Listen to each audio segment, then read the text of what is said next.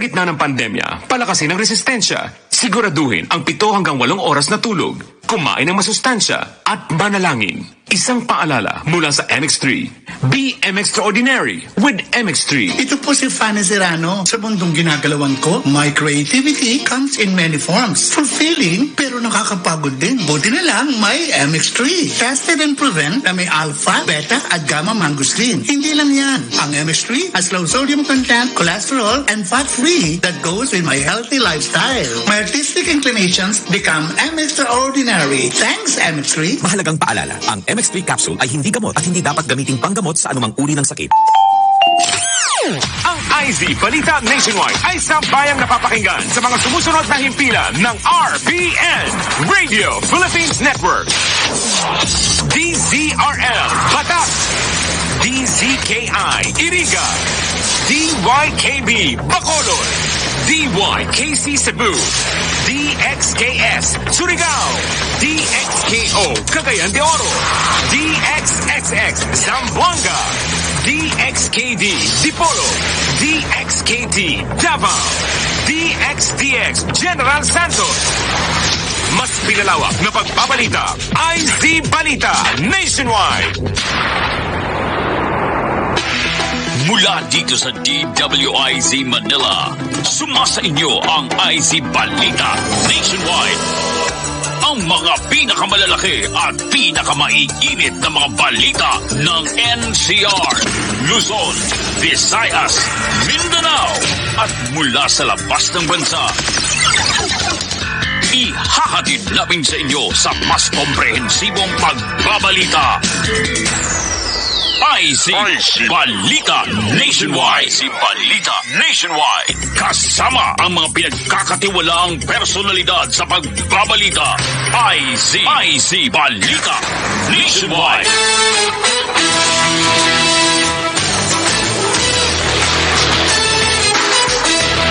Narito ng headline. Pagpapaturok ng puslit daw na bakuna, hindi magandang ehemplo ayon sa isang senador. Utang ng PhilHealth sa Philippine Red Cross, lumubo na sa 1 bilyong piso.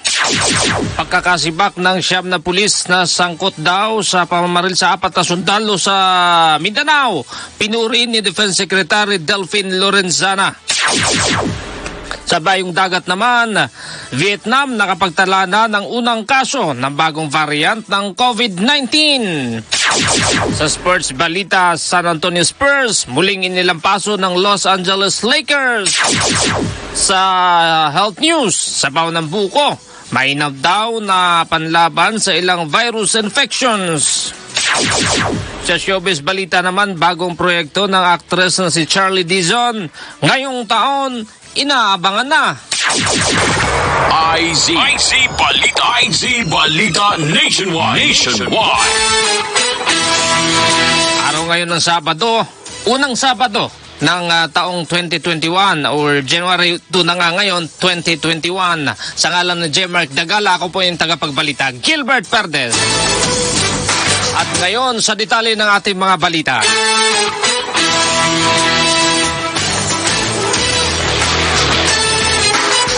Hindi dapat na mauna ang ilan sa mga mamamayang Pinoy pagdating sa bakuna kontra COVID-19 o coronavirus disease. Itong binigyan din ni Senador Richard Gordon matapos mapaulat na nabigyan na ng bakuna kontra COVID-19 ang ilang miyembro ng PSG o Philippine Security Group at Presidential Security Group at ilang miyembro ng gabinete kahit na wala pang aprobadong COVID-19 vaccine sa bansa. Sinabi ni Gordon na naniniwala siya na marami pang ibang naunang magbakuna o nakakuha ng bakuna, ngunit hindi na lamang niya tutukuyin ang mga ito hanggat wala pa siyang nakukuhang matibay na ebidensya. Dagdag pa ng senador, hindi rin magandang ehemplo na basta-basta na lang daw nagpupuslit sa bansa ang mga hindi otorisadong o naipupuslit sa bansa ang mga hindi otorisadong produkto. Hindi ko rin nagustuhan bakit yung iba nauuna sa mamamayang Pilipino na magpa-vaccine agad tulad ng PSG at ilang mga cabinet members. Siguro marami pang iba dyan. Pero ako mga narinig pero hindi ko pwede sabihin dahil hearsay lang yun. Sabi nga ni Secretary Lorenzana, paano nakapasok yan? Smuggle yan. Pati customs kayo naghahagirap kung sino nagpasok. Hindi maganda yan sa pananaw ng tao. Paano nakukuha yan at sino nag-supervise ng pagpasok dito at saka sino ang nag-ineksyon at dapat yan ay talaga may record para malaman ang ating bayan. I think may violation yan. Palaki pa tayo magkakaroon ng Food and Drug Administration na hindi natin dadaanan yan sapagkat siya nangangalaga ng mga babato sa atin ng mga vaccine at mga gamot. Pag hindi mo sinunod yun, di lahat ngayon pwede na magkanya-kanya, pwede na magpapasok ng kanya-kanyang gamot, di ba? Kanya-kanyang vaccine. Kung may malakas ka doon sa isang bayan, magpapasok ka, hindi ka na kailangan dadaan pa sa FDA, ganun ba ang gusto na mangyari? Yan nga ang tinig ni Senador Richard Gordon sa panayam ng DWIZ. Samantala, dumistansya naman ang tanging distributor ng COVID-19 na Sinopharm sa Pilipinas na sila ang pinanggalingan ng bakunang itinurok sa mga tauhan ng Presidential Security Group PSG. Ayon sa isang kinatawan mula sa MKT Group na tumangging magpakilala, hindi umano bahagi ng kanilang grupo ang nagsupply ng bakuna sa PSG. Iginit ng kinatawan na sumunod sila sa batas ng Pilipinas hinggil sa pamamahagi ng bakuna at taliwas sa mga binabatong akusasyon sa kanila. Gayunman hindi sinagot ng MKT Group kung smuggled o pinusulit ang mga bakunang ginamit sa PSG. Makarang aminin ito o aminin nga ito ni Defense Secretary Delphine Lorenzana. Handa naman ng NBI o National Bureau of Investigation na imbestigahan na ang hindi otorisadong pagbakuna o pagbabakuna at paggamit ng COVID-19 vaccine sa ilang miyembro ng PSG o Presidential Security Group. Sinabi ni NBI spokesperson Deputy Director Attorney Ferdinand Labin na bagamat hindi pa nilang tatanggap ang formal na order mula sa DOJ ay natasan na sila ni Justice Secretary Minardo Guevara na siyasatin ng kontrobersyal na secret vaccination. Sinabi pa ng opisyal, tiwala silang magiging malawak ang kanilang investigasyon dahil sisilipin nila ang lahat ng aspeto na sa naganap na pagbabakuna magmula sa umunoy illegal na pag-aangkat, pagpuslit sa bansa at sa mismong pagbabakuna nito.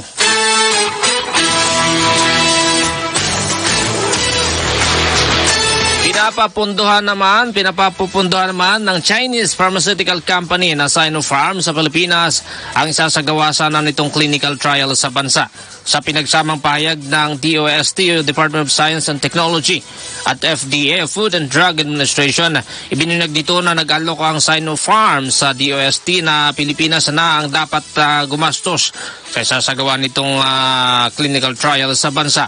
Habang sinabi rin ng Sinopharm na kung hindi naman papayag ang bansa na sagutin ang nasabing trials, ay dapat kilalanin nito ang approval na ibibigay na ng China para sa paggamit ng naturang bakuna. Dahil dito sinabihan nila ng DOST na Sinopharm na ang tanging pupunduhan lamang ng pamahalaan ay ang solidarity trial lamang sa ilalim ng World Health Organization. Matatandang Oktubre nang ihayag ni DOST Secretary Fortunato de la Peña na umatras na ang Sinopharm sa pagsasagawa ng clinical trial sa ating bansa.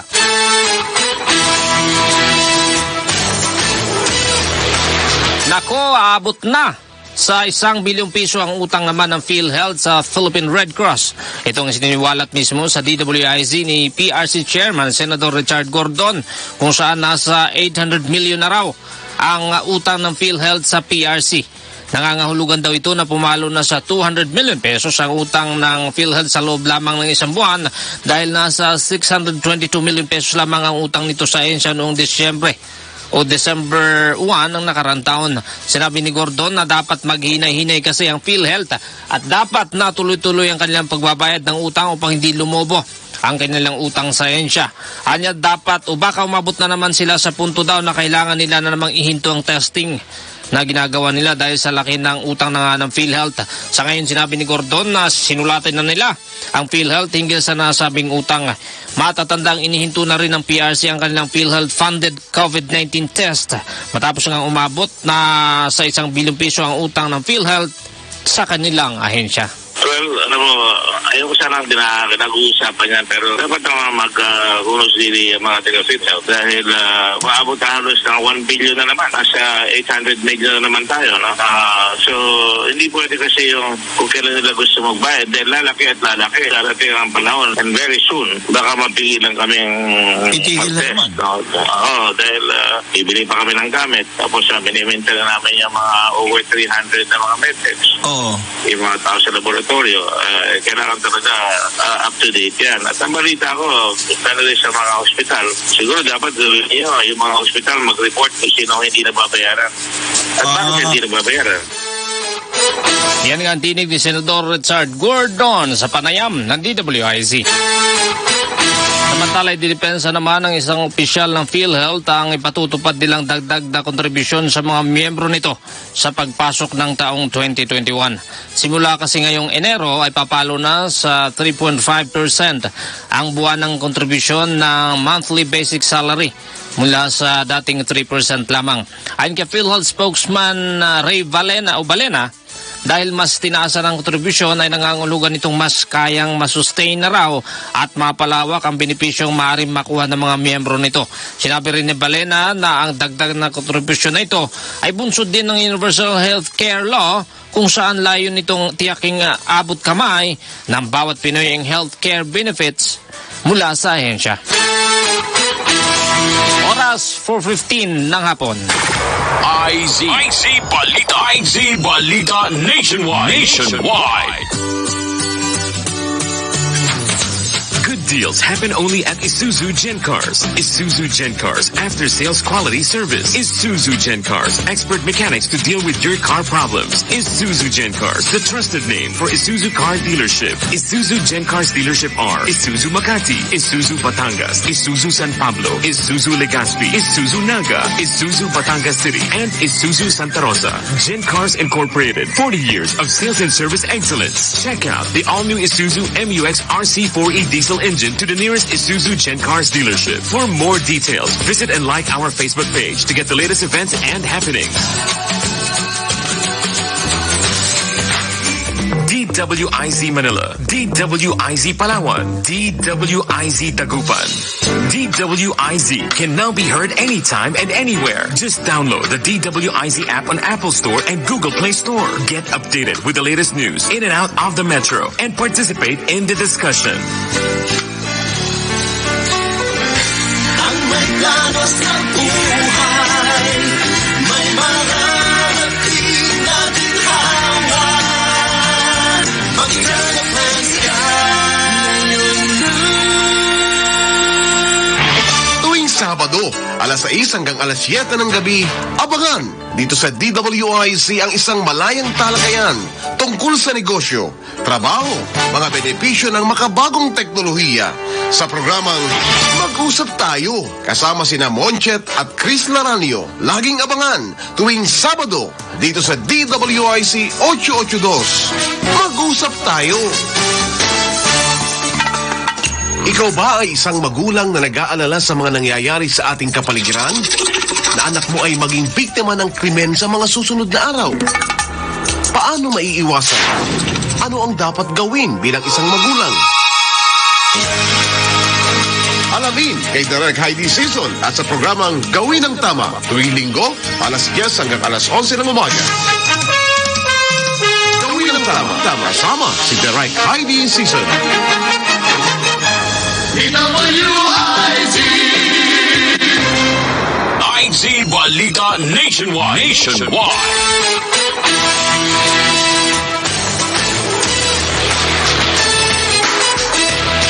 Balik po tayo sa ating balitaan. Ako po muli ang inyong tagapagbalita, Gilbert Perdez. Samantala, umakyat na sa 476,916 ang bilang ng mga tinamaan ng COVID-19 sa iba't ibang panig ng bansa. Kasunod nito nang naitala ng Department of Health na 1,097 na bagong kaso. Sa pinakamaraming naitala naman sa Davao del Norte na 65, sinundan ng Davao City na 60, Laguna 53, Batangas 48 at Cavite na 43. Samantala umakyat na sa 439,942 ang bilang ng mga gumaling kasunod ng pagaling ng 47 pasyente.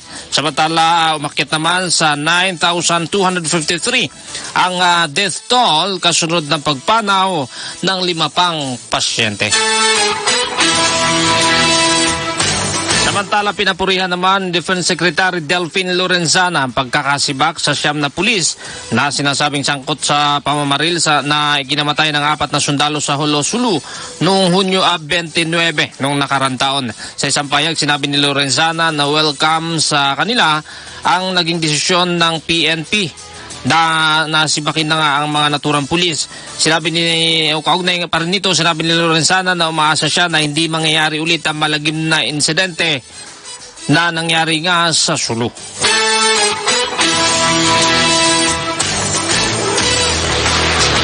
Samantala, inilarga na ng humigit kumulang na nasa 50 mga bansa sa mundo ang kanilang immunization program kontra COVID-19. Ito kahit hindi pa otorisadong ilan sa mga bakunang ito na mga kinaukulang ayon siya dahil sa usapin ng kaligtasan sa paggamit nito. Sa China, tinuturing na epicentro ng COVID-19 na sa 5 milyong katao na ang nabakunahan matapos mabigyan ng conditional market approval ang Sinopharm vaccine. Tuloy-tuloy na rin ang pagtuturok ng bakuna na Sputnik 5 sa Russia habang sumunod na rin ang mga bansang Belarus, Argentina at Algeria na magsisimula ang bakuna ngayong buwan. Halos 1 milyon naman na nabakunahan sa Britanya matapos payagan nito ang paggamit ng bakuna mula sa Pfizer BioNTech. Gayun din ang mga bansang Canada, Amerika, Switzerland, Serbia at karamihan ng mga bansa sa Europa tulad ng Norway at Iceland. Naglunsad na rin ng katulad ng programa ang mga bansa sa United Arab Emirates gamit ang Sinopharm ng China maging sa Saudi Arabia, Bahrain, Qatar, Kuwait at Oman.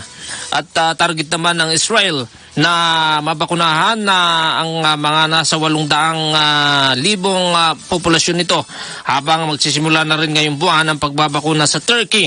Gumulong na rin ang vaccination drive sa mga bansang Mexico, Chile at Singapore habang target na rin na makapagkasa ng katulad na programa mga bansang Japan, India at Taiwan na sa unang quarter ng taong kasalukuyan. Sa ikalawang quarter naman sa Pilipinas at Pakistan habang sa kalagitnaan pa ng taon magsisimula ang vaccination program sa mga bansang Afghanistan at Thailand.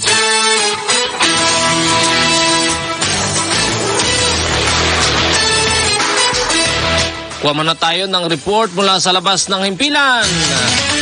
Metro Patrol. Report mula kay Metro Patrol o Metro Patroller Tataray Abella. Tataray, magandang hapon. Maganda nga po na kasama nga Gilbert at Ulimat magaling at Merry Christmas, Happy New Year. Then, ikaning Happy at Three Kings. Hello, diba? Tatayag dito sa kanta talaga hindi lang bali yung kanta at nadala ng Metro Patrol kanina. Halos ika nga sa mga highway, nakita mo, nagtamakta ang mga naturang basura. Dapat to ay makulikta ng mga tracking na kumukuha ng mga naturang mga basura. Mga ilang araw na yan, Tataray, yung mga basura dyan. Yes, pero nasa kita natin kayo ng bagay. Pero pag uwi natin ibandang hapon, wala na. Ito ay napasakit at tingnan. Lalo na sa babayan ng kanta Rizal Gilbert, ay dito ang kaba ng bullet pass. Sabi niya, no, mula dito sa junction, ay dapat ito nakakita maagap. Jangan yalawat, mahal tinangali ang naturang pagkakita ng naturang basura. Kaya sa mga concernal citizen dito na nakapalan ng Metro Patrol, dapat ito, mga bandang mga alas 4 o alas 3 na madaling araw ay nakakunta yan. Ay sa gayon, hindi makabala sa mga naturang dalway ng mga naturang mga sasakyan. Gaya pa man, nga natin na makawit tayo at nada natin malinis na at natutuwa ang naturang mga residente pato na ang bayan ng Cainta Rizal. Dito naman sa Ciudad de Paz City, aba, ay silang rin yan. At pag-alis na tayo sa Metro Patrol sa naturang at tahanan, ay nadali pa rin at tambak pa rin. Patuloy na dito sa may minita at talipapa. Akong tawagin natin, ay nga dito sa may lugar ng Anapico. Ito sakop ng Barangay Manggan sa siyudad ng Pasig City. At ating tinawag na din natin yan sa kinaukulan sa gayon. Ay ay makakutyan ang naturang basura. Karagdagan lamang ito, talawagan sa ating kapitan ng barangay dito. Walang poste sa may lugar ng Calamansi, Corner ng Velasco at pakilagyan lamang ng ilaw at napakadilim ng naturang lugar. Yan ang kasamang gabat at tinakuha ng City Sinet. Bagong pag nga pala si Jay Ilagan.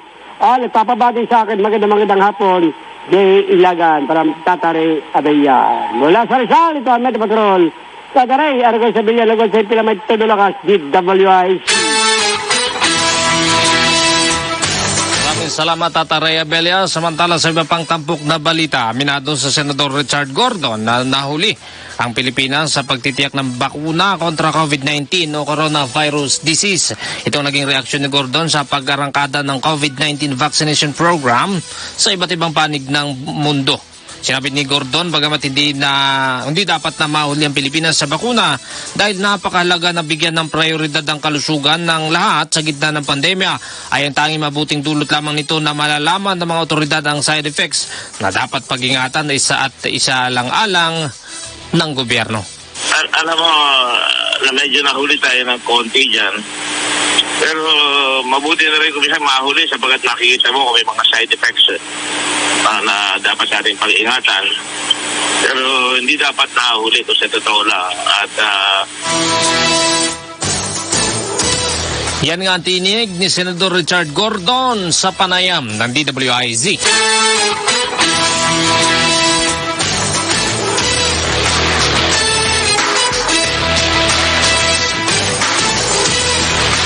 Samantala, mapila si Davao City Mayor Sara Duterte Carpio. Natanggalin na ang kanyang pangalan sa mga survey hinggil sa nalalapit na 2022 presidential elections. Ito ay makaramang unang alkalde sa Pulse Asia survey ng mga posibleng maging kandidato sa pagkapangulo kapakalit ng kanyang amang si Pangulong Rodrigo Duterte.